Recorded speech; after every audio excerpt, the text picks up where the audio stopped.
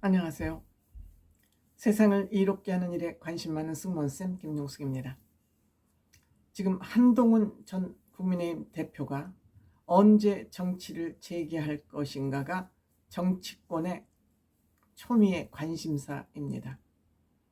한동훈 전 대표가 정치판에 언제 재개할 것인가 라는 문제를 가지고 언론이 갑론을박하고 많은 사람들이 관심을 갖고 있습니다만, 저는 언제 돌아오느냐가 문제가 아니라 무엇을 갖고 돌아오실 거냐가 저는 중요한 과제라고 생각합니다.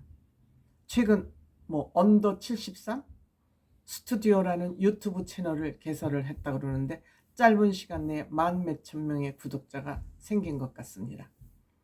만드는 거 좋죠. 만드는 거 좋습니다. 그렇지만 왜 만드냐, 거기에서 무엇을 할 거냐, 이것을 구체적으로 고민하고 만들었는지는 좀 지켜봐야 될 문제인 것 같습니다. 저는 비교적 정치판을 어느 정도 알고 있다고 생각됩니다. 자세히는 모릅니다. 정치에 관여하고 있는 정말 제법 지위가 있는 사람부터 그냥 정치를 하고 싶은데 줄줄줄 따라다니면서 이것도 아니고 저것도 아니고 죽도 밥도 아닌 사람들까지 많은 사람을 만나봤고, 저도 한국 정치의 개혁을 위해서 무엇을 할까를 매번 고민하고 많은 생각을 했던 사람이기 때문에 정치판 왔다 갔다 하는 사람들 제법 알 만큼 알고 있다고 생각됩니다. 하지만 그들을 만날 때마다 내가 드는 생각은 틀렸다. 벌써 만나서 하는 얘기 들어보니 초쳤다, 종쳤다, 이런 생각을 하게 됩니다. 그들이 만나서 하는 얘기는 주로 무엇이냐, 여기에서 내가 어떤 이득을 얻을 것이냐, 내가 여기서 어떤 자리를 맡을 거냐, 그거 이외에는 다른 관심이 없습니다. 이렇게 생각이 천박하고 시각이 협소하다 보니 여기서 무슨 아이디어가 나오겠습니까? 여기서 국민을 위해서 뭘 하겠다는 아이디어가 나올 수 있겠습니까? 그렇게 시각이 송곳 시각이고, 나만 위해서, 나를 위해서, 내가 나한테는 어떤 이익이, 이런 생각을 갖고 있는데 어떻게 국민과 민생 정책이 나올 수 있냐, 이런 말씀을 드리는 겁니다. 언더 73? 왜 한동훈 대표가 73년생이기 때문에 언더 73 스튜디오로 했다 그럽니다. 한 사람에 꽂혀서 한 사람만을 위해서 이 스튜디오를 만들었다는 것부터가 저는 굉장히 협소한 생각이라고 말씀드리고 싶습니다. 물론 이것을 한동훈 대표에게 결제를 맡고 동의를 얻어서, 물론 얻었으니까 하겠죠. 왜 한동훈 나이 그 밑에 사람만 모여야 된다고 생각을 했는지, 이것이 이렇게 움직이는 것이 한동훈 대표한테 도움이 될까요? 그랬더니 요새 왜 언더 73이냐고 그러니까, 이거 만든 사람 얘기에 의하면 그럼 73세 이하로 할까?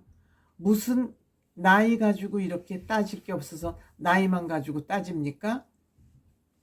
나이가 무슨 정신적 나이 죄송합니다.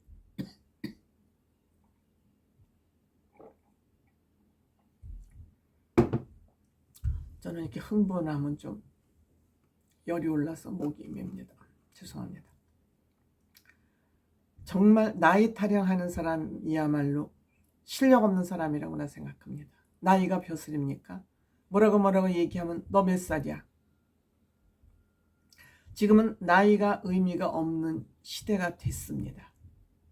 80살, 90살에도 활동하는 사람 열심히 맹렬하게 잘하고 있습니다. 10대, 20대도 아무것도 안 하는 사람은 아무것도 안 합니다. 그런데 나이를 들먹이면서 언더 73? 저는 이름부터 잘못됐다, 이렇게 말씀드리고 싶습니다.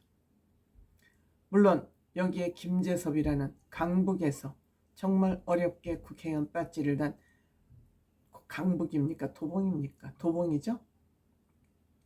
김재섭 의원도 여기에 한번 초청해서 나와달라 그래서 나간다고 약속은 했습니다만, 어쨌든 한동훈 대표가 대중적 지지가 있으면 그 밑에서 한동훈 대표를 어떻게 하든지 좀 잘 이렇게 큰 정치인이 될 수 있도록, 아직 정치 경험이 없으니까 잘 큰 정치인이 될 수 있을수록 돕는 것은 물론이고 한동훈 대표 옆에 붙어 다니면서 여기에서 무슨 꿀을 빨아먹을까 이런 생각부터 하니까 언더 73 이런 얘기가 나오지 않나 저는 굉장히 강하게 비판하고 싶습니다.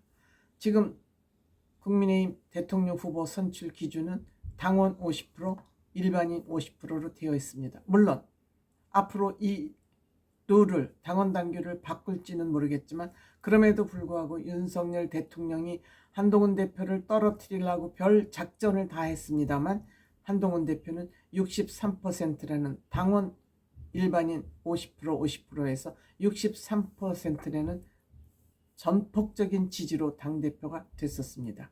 그럼에도 불구하고 한동훈 대표를 쫓아내는데 성공했고 여기에 앞장선 김민전이라는 이 여자는 요즘 낯짝이 잘 보이지 않는군요. 어디로 숨었는지. 대통령 면회 갈 때도 그 낯짝은 볼 수가 없었던 것 같습니다. 그렇다면 한동훈 대표가 무슨 정책을 가지고 컴백을 해야 정치에 다시 돌아와야 국민들과 당원들 모두의 또 윤핵관들이나 윤 측근들로부터도 거부하지 못하고 아야소리 하지 못할 그런 정책을 들고 나올 것인가를 생각을 해야지. 물론 한동훈 대표는 영리한 사람이니까 뭔가를 가지고 나올 것으로 기대는 합니다만 지금 이렇게 언더 73 이런 제목을 가지고 유튜브나 개설하고 자기들 방송이나 여기저기 유튜브 다니면서 입질이나 하고 이런다고 한동훈 전 대표를 대통령 후보로 만들 수 있다고 생각하는지 저는 모르겠습니다. 이 몇 명이 이렇게 모여서 좀 확장을 해야지. 확장할 생각은 하지 않고 지네들 끼리끼리 모여다니면서 저는 바람직하지 않다고 생각합니다. 물론 이제 앞으로 2월 초나 2월 중순이나 3월 초에 이제 이재명 대표 판결, 선거법 위반 판결, 윤석열 대통령 탄핵 결과가 한번 3월 말쯤에 나오면은 그때서 아마 활동을 재개하기는 너무 늦기 때문에 2월 중 돌아올 것이라는 그런 예측은 하고 있습니다만 이렇게 해가지고는 힘들다. 탄핵 반대는 이미 했습니다. 계엄 반대도 이미 했습니다. 탄핵 반대는 지금 아직 모르죠. 계엄 반대는 확실히 했고 탄핵에 대한 입장을 어떻게 갖고 있는지 이것이 아마 한동훈 대표가 전 국민들로부터 아니면 당원들로부터 지지를 받느냐 안 받느냐 하는 중요한 시금석이 될 것 같습니다. 한동훈 대표 대통령이 되지 못하더라도 옳은 길을 간다는 생각으로 본인의 목소리, 본인의 주장을 확실하게 펴지 않으면 유튜브 개설하고 이런 것으로 되지 않을 것으로 저는 생각합니다.